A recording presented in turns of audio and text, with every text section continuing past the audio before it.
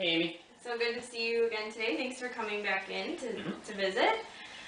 So I think today, since this is our second time meeting together, we can review the goal that you set for yourself last week about your physical activity. I saw that you did write that down as another concern for what you wanted to work on in our sessions. So how did last week go with that goal that we set? I was actually able to take this past week and walk to class every single day. You did. That's good. Which is better in terms of, I used to take the bus, as we talked about earlier in our first session, and that kind of, on top of transferring here to U of I and not having as much time because of all the schoolwork to go to the gym, taking and having that physical activity, I used to be really active back in Naperville. Now that I'm here at Champaign, it's a little bit harder to find time. So making a dedicated, waking up a little bit earlier, planning the day around it, just to make sure I can walk to class instead of taking a bus or driving. That's been a good, achievable goal. So you have been able to meet your goal this week of walking to class 5 days a week for about 20 to 30 minutes each day? Yep. Yeah, it comes out to actually about, I think about it, it comes out to about an hour of walking per day. Hour and a half. But that's time that's not even, it's not like it's wasted time because it's for a purpose. It helps me also to think about things I gotta do later that day. Right. So it's kind of a multi-fold purpose. And it sounds like with your college lifestyle, it's hard to fit in time with all of your studying like you talked about last time. So being an engineer, there's definitely a heightened amount of coursework being here at U of I. So making sure that I can plan my studies around the rest that I got going on, commitments, that's important. So the walking fits in well for your schedule because you're getting to class. Mm-hmm. And as you said, it has a purpose, a multi-purpose for you. Right. That's really great. I'm glad that goal has worked out for you so far. Mm-hmm. I know last week when I asked you on how confident you were in increasing your physical activity, you were at about a 5, and it sounds like this schedule has really worked out for you. If I were to ask you now on a scale of 1 to 10 how confident you are to incorporate the physical activity for long term, at least during the school year, what would you say? I'd definitely say about 9 or 10. The only times I can't see myself walking would be if I have a time crunch where I, slept through an alarm or had to study later than expected and have to make sure I get back to the apartment or back to school quickly. It sounds like you have been really successful in the past with your athleticism, and you know that you are capable of incorporating physical activity into your schedule. As far as days where you're really busy with your studies and trying to fit everything in during the day, and some days you can't walk, you said, because you have extra things going on, would you still want to explore some alternatives as far as how to maybe incorporate some physical activity into your day on a time crunch? Mm-hmm. All right. Well, would you mind if I shared with you some ideas of how to do that? Sure. I do have some information here that this is helpful for you to maybe just put on your fridge or keep in your apartment or anything like that. They're just very simple ideas of how to incorporate some physical activity into your day-to-day, and in between classes, and you're already doing a lot of that. So you're choosing to walk to class instead of taking the bus. Some other ways are taking the stairs instead of an elevator in some of like your bigger class buildings, maybe in the library. Just little things like that, or parking farther away, or maybe on a nicer day you could even bike to class, which does increase your physical activity as well. But those are just some ideas if you did want to take that with you, and if you wanted to discuss any of them on there and see how they could fit into your schedule. How do you feel about that? I noticed the one about brushing your teeth, doing physical activity like stretching or doing squats while brushing your teeth. So That's actually something I could maybe incorporate in the future. You know, because when you stand there for like 5 minutes brushing your teeth, that's 5 minutes you could be obviously stretching or something. So Right. that might be interesting. All right, well, maybe you could try incorporating that into your day if you feel like you have a heavier workload that day and you don't get the chance to walk. You could try, maybe walking around your apartment while you're brushing your teeth, or kind of taking a few of those and incorporating that into your goal. So if we were to sort of reformulate your goal for this coming month, we would stick to, you feel comfortable with the 30 minutes a day with the walking 5 days a week. And then how many days do you think you would want to do the exercises in your apartment? Realistically, I'd say, just like with any other habit, it takes at least like 5 times, to take and get that kind of incorporated. So I'd say maybe try to do the brushing your teeth, like either like you say walking around, finding a way to do calf raises, whatever. Do that for every day, and then some of the stuff like when you're talking on the phone, take and do, they say arm curls with whatever you can find type thing.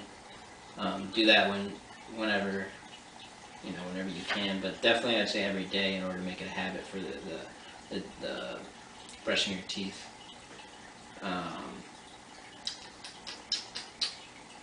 Getting off the bus one stop early and walking the rest of the way, that might actually be a realistic thing I could do, since we do have such a big bus system here. If I am running late and I know that I only have a certain amount of time and I need to take the bus, I could still probably make it one stop early and then walk. Yeah, so maybe on the days that you feel a little bit more time crunched, if you have to take the bus maybe halfway, then you would feel comfortable with maybe getting off a little bit earlier. Yeah. And doing that. Okay, well, it sounds like you've chosen about 3 different ways that you could add even more physical activity on top of your walking. If you want, I can go ahead and write down that goal for you, and then you can keep that with you to kind of keep you on target. Sure. All right, so we'll say, what days do you think are your more busy days and walking doesn't really work out for you too well? I'd say realistically, I could probably do walking every day. If I had to choose, I would definitely say Tuesday, Thursdays are definitely more of a crunch. So Tuesdays and Thursdays are the days that it might be a little bit more difficult for you to walk sometimes. Yep. Okay, so just to kind of recap and reformulate this goal that you're working on, we'll say that you're going to keep doing the 30 minutes a day, or to and from class each way. It's about an hour a day. About an hour a day. 60 minutes a day, and then five days a week if you can. So Tuesdays and Thursdays. You also did mention that getting off the bus a little bit earlier might help too. Yeah, it's possible in between my class I can maybe take the bus halfway on Tuesday, Thursdays to try that too. Because when I do take the bus, I end up getting there a little bit early, so I could take and get off halfway in between classes and try to walk a little bit more that way. Okay. And then how long did you want to try this new goal? Let's say, until our next meeting in a couple of weeks, take and go ahead and see how it happens. I think in terms of tracking it, I've got a calendar on the fridge. I'll just take and jot down, what I did each day. Just quick jot, whether or not I walked the entire day or walked a portion. I'll probably write down the amount of time spent, because that's pretty easy to track. A little bit easier to track than the distance, because every now and then I don't take the same route, but it is about the same time. And then also jot down if I do calf raises while brushing my teeth, or if I do take and I'll add in the time walking. If I get off the bus early, I'll add that into the total time on the calendar and kind of keep track. Okay, and that calendar's in an easy spot for yeah, it's right by the door actually. So as soon as I get in the door, I can just jot it down real quick and then keep going on with my day, so it doesn't take too much time out. Perfect. Okay. Well, I did rewrite that goal down for you. Okay. You can keep that with you by your door or wherever it's easiest to remind yourself, and then we'll check back in 2 weeks. You'll try it out for 2 weeks, and we'll see how that goes for you. Okay. And you can actually take this with you. Okay. Now, I did see, I know last time at the end of our meeting you did mention one other concern about your diet. It was related to eating too much red meat. Yeah. I was mainly concerned because kind of between these two meetings, I've been trying to eat better, and obviously at the end of that last meeting, I was kind of looking upon my past, what I've been eating, and I noticed that I did consume quite a bit of pork and beef, and red meats that are, kind of high in saturated fats. So that was kind of a concern to try to maybe work on in the future. Do you have any suggestions, or? Well, if you wouldn't mind sharing with me actually what you did already a little bit, what are your reasons for wanting to reduce your red meat intake? I've heard through, various forms of media and news, and just general kind of wellness type classes I've had in the past, that talk about the high sodium and the high saturated fats in red meats, and how trying to get a kind of a leaner source of protein is better for your cholesterol, I believe. And you can correct me if I'm wrong in any of this, but cholesterol, and then obviously your blood pressure is affected by sodium too. So trying to kind of keep that all kind of regulated and kind of down, because on top of the, being active and kind of lifting weights like I did in the past, I'd always make sure I consumed enough protein. Now I don't have to be too concerned, but I still want to have a meat with every main meal kind of thing. Right. But yeah, meats are kind of, for me, it's kind of hard to find substitutes, because ground beef is pretty cheap. Being a college student, it's pretty easy to have access to. But yeah. So you sound like you do want to, keep eating enough protein to stay healthy with your physical activity, but you sound like you're concerned about some of the things you've heard about the nutrients in red meat versus leaner protein sources, such as the sodium and the saturated fats and things like that. Which, going over your food record, it looks like you did, consume some good sources of protein here that did have some red meat. Would you mind me sharing with you, maybe some information that I have about saturated fats in red meat? Yeah, because I really, besides just the knowing that it's kind of high in saturated fat and high in sodium, that's about all I know. Didn't go into too much detail. It'd be kind of interesting to know more detail. Yeah, well, there are some recommendations made by the American Heart Association, which I can actually show you their website if you do go online a lot and kind of look at that. I imagine you do with your... Yeah, you can send me a link too in an email or something. Yeah.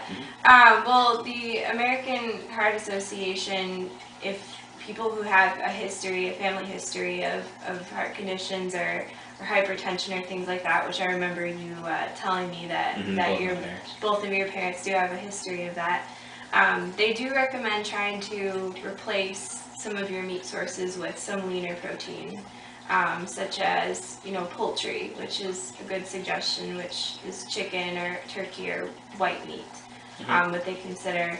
And I know you did say pork that you do eat, and that is a red meat as well, considered red meat. So they do recommend certain sizes and portions of how much you could consume if you did want to keep that in your diet. Right. How much are you usually consuming of red meat as far as?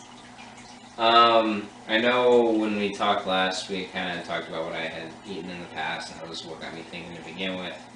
I think it was about, if I remember correctly, it was about like, I'd say 3 hamburgers in a week, and about 6 to 8, other sources if they're either hot dogs or pieces of bacon. Whatever I have kind of access to, kind of being cheaper, trying to make sure I don't spend too much at the grocery store. So it's a good amount in terms of ounces. I don't know what that comes out to. Well, if you're, let's say you've eaten, a hamburger, Mhm. about 3 hamburgers, Mhm. would you say? In a So, week, in a week. Mhm.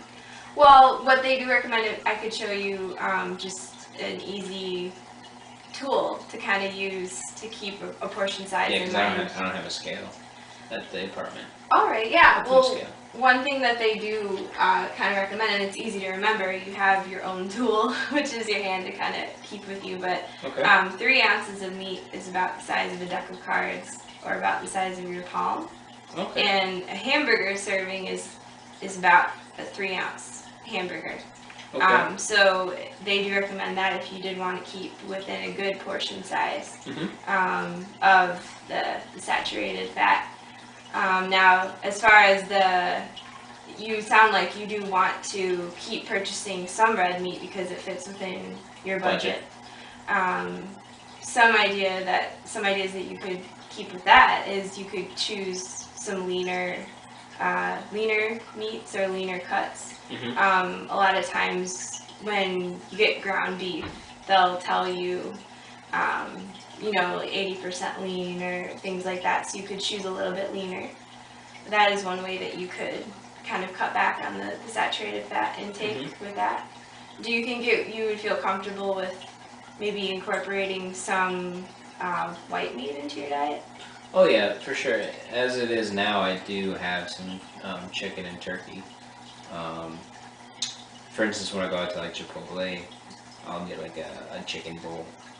Um, turkey, I try to pick up ground turkey instead of ground beef when I remember, or Okay. if they have it. The only other thing is that, it's a little bit pricier, you gotta budget that in, but if I can get a good deal on it, I do try Okay. to switch it up sometimes.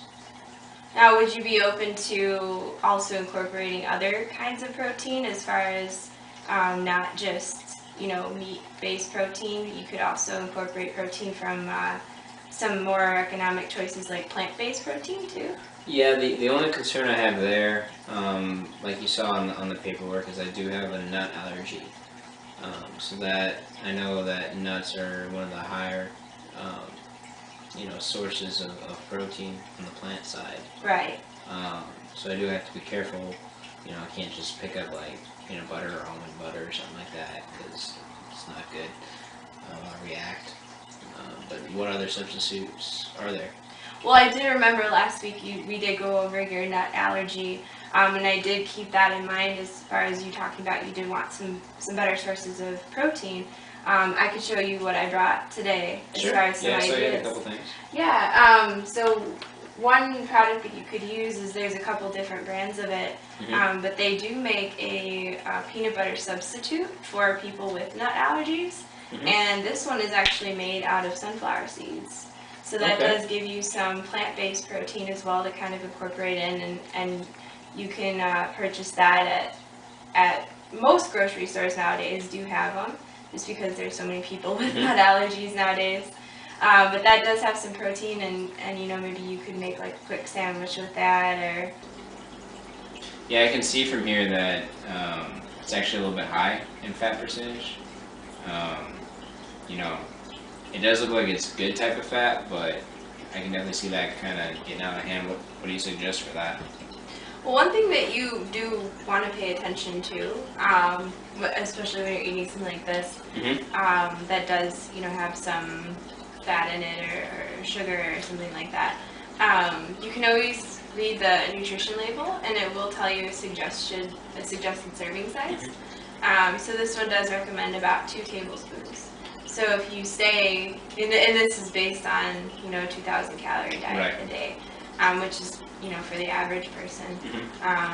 It's just making that assumption. So if you do stick with the 2 tablespoons, for example, on a slice of toast or something like that, this is exactly how much fat and protein you'll be getting in it.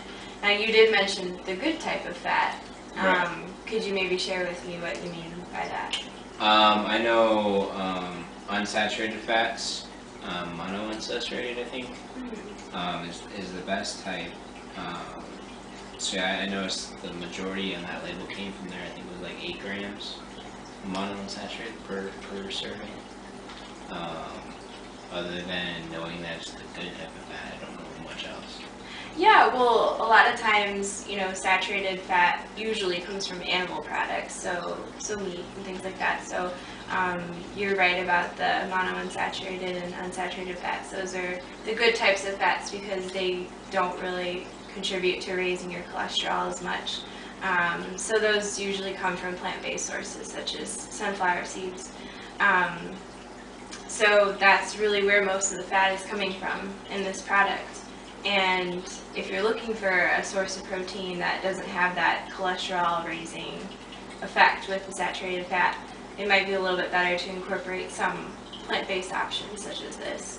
And as long as you're staying within a reasonable amount, such as the 2 tablespoons on a piece of toast or something like that. Right. And you don't eat the whole jar in one sitting. You could kind of balance out your protein sources throughout the day. Yeah. If you did want to see, I do have another source that you could easily use.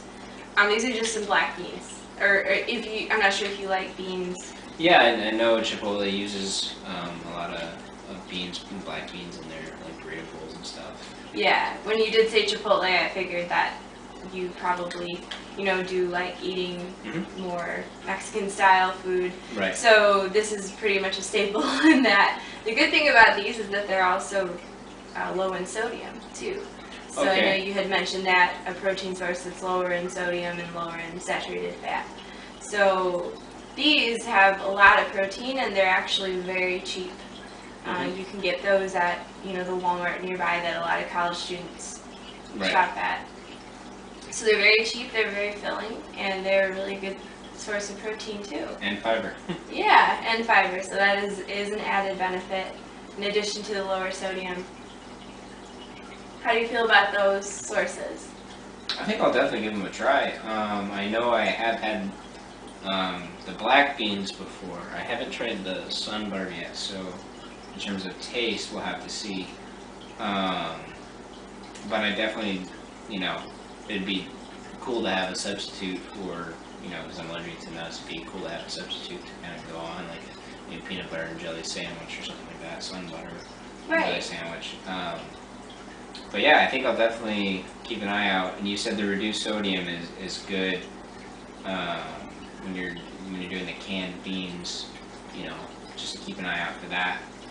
So I'll definitely try to do that. Yeah, definitely good suggestions. Okay, well, starting out now, how do you think as far as incorporating maybe some other sources of protein, like chicken or maybe beans or something like that? Do you think how confident are you? One being, I don't think that would ever be an option to incorporate maybe in a dinner that I cook. I know last session you did say that you cook with your roommate and you go shopping, he does the shopping and you do the shopping. You sometimes cook dinner together. We were talking about that last session. So on the scale, how confident do you think you would be to maybe incorporate like a leaner choice of meat or some beans in a dinner?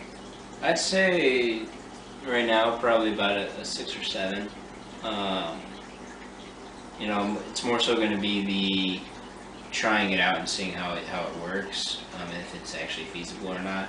But going back to your scale, you chose a 6 or a 7 what would, make you choose that versus like an 8 or a 9? I would just say, kind of the feasibility of switching out the protein source and seeing, if, I can do it budget wise and, seeing how they fit meal wise into the scale of things. Okay. But yeah, I think I'm definitely confident to try it. Okay. In terms of like the longevity of the change, so I'm not sure how that's exactly going to work out. I hope for the better. Do you think your roommate would be supportive of you I think so. to make these changes? So I know he eats Chipotle too, so he's definitely had black beans before. Okay. So he would maybe like the same Mhm. foods that you're going to incorporate? Yeah. Okay, well, I also do have some dorm room recipes Okay. that have some other protein sources, like the plant-based protein and the lean protein sources. So Okay. would you maybe want to take a look at those and see Sure. which ones look good to you? All right. Do you see in that stack that you think you and your roommate would enjoy cooking together? See the chicken enchiladas on here. I know he'd be a fan of those. The chicken enchiladas sound good? Mhm. Well, that is incorporating your lean meats and your beans, the black beans. So if you were to, want to see if this would fit in with your budget, as you mentioned, you could maybe do your shopping trip with your roommate and purchase the ingredients for this recipe. You think you would maybe want to try it just for one night this week, or how many nights do you think you'd want to try it? Yeah, realistically, because as of right now, like I said before, I do eat some white meat, turkey and chicken. So I would say, realistically, probably try and increase that. Instead of like 2 nights a week is typically what that comes out to. Maybe increase it to 3 or 4 nights with white meat, and then having the other be red meat type nights. Okay. For the main dinner meal. All right. So would you say 3 to 4 nights during the school week or the whole week? Probably say the whole week. The to whole be week. Realistic. Okay. Because weekends, at least, my roommate and I, we tend to go out more. You go out more to restaurants. And when you go out more, typically, there's a little bit more of a chance you're going to get like a burger or, some sort of red meat source when you go out, at least for the dinner meal. Okay, so you would feel more comfortable trying it out for 3 to 4 nights during the school week and then seeing how that goes. What night do you think you would want to or do your grocery shopping to kind of fit that in? Right now, weekends are the best time to do the grocery shopping because I'm not working on any type of schoolwork. And that's under a time crunch. So typically we go shopping, my roommate and I would go shopping on Sundays. Okay. So we do that on Sundays then. So between now and the next time that we meet, which will be in about 2 weeks, you think that you'll be able to go shopping for some leaner sources of protein on Sunday and then try it out for 3 to 4 nights a week? Yep. Okay. And then I know you did say that you have bought ground turkey and chicken before. Do you think that fits into your budget right now? Yeah. I mean, as long as, my roommate and I can kind of spot the sales when they go on and pick it up. I'd say for the amount of increase that we're looking at, it's realistic. We're not looking to switch entirely over. If we were, then that would be a little bit more expensive. Okay. But I think it's enough of a small change that would be fine. If we were to formulate a goal for you this week, we can actually go ahead and take your goal sheet that you had to take home with you. We'll address this as well. So, how many nights a week that you said you wanted to do this? I think we said 3 to 4 in a week for the white meat switch. So you're gonna replace the white meat, or you're gonna replace the red meat in a dinner. Right, the main dinner meal for, Okay. for the day. And I'll track that on that same calendar. I'll just put down, red meat, white meat, etc. Okay. Whatever the main dish is for dinner. And you did like that chicken enchilada recipe? Yeah, that'll be when I try it. Okay, so you do want to try the chicken enchilada. And then, did you also want to try incorporating some of the plant-based protein into your dinner? Yeah, I can take and write down on that same calendar if I, do black bean or if I had some butter toast for a snack or something. Okay. Jot that down, kind of see how frequent that comes out. Okay. So you'll try that, and then you'll do the grocery shopping Sunday night. Sunday night. Okay, and we're gonna try this for how long? 2 weeks until SU next. Okay. So we'll see. Hopefully I can hit, between 7 to 8 days of white meat or, not red meat for the main dinner. And also, yeah, if you did want some more ideas as far as white meat replacements or other protein replacement sources, the American Heart Association is a really good resource that I Yeah, can if show you you. just send me that in an email, that'd be great. Yeah. Okay. So that will maybe help make you, help you think of some ideas for this week. All right. So now, how confident would you say to maybe decrease your saturated fat and red meat intake for 2 weeks? I'd say 7. You still have a 7? Mhm. Okay. All right. So I do have your 2 goals here, Okay. and we had the physical activity goal and the red meat goal that you're going to work on between now and the next time that we meet. So did you want to go over those again at all, or are you okay with them? Yeah, just to kind of recap so that I can remember. We talked about taking and maintaining that walking to class, doing the calf raises and maybe some physical activity while brushing your teeth for those 5 days a week we have written down. Keeping all track of everything on my calendar, on the fridge. And then we got that red meat, 3 to 4 nights, switch to the white meat. I think that those are pretty realistic goals. Okay, well, as long as you feel confident with those to try them out, and you have your recipe to take home with you, and then your physical activity sheet idea to take with you. Put that up on the fridge, yeah. Did you have any other questions for me right now? I think we're good.